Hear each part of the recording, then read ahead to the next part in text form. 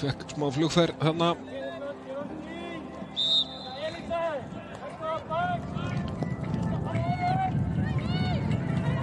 Þessi bolti endar úti á Laufey sem að lyfti boltanum fyrir og hér kemur skallinn og þetta endar í netinu. 1-0, fyrsta mark Tindastóls á tímabilinu er komið. Þetta var, já, skemmtilega gert.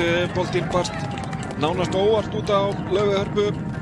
Samdi hérna aukaspinnan tekinn. Skallað og dettur bara fyrir lappirnar á Laufey sem að lyftir honum í teig og þar er Jordi Rhodes mætt.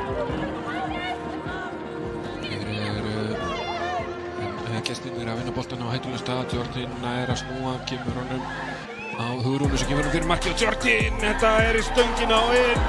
Jordi Rhodes er að öllu líkindum að tryggja Tindastól sigurinn með sínu öðru marki í þessum leik.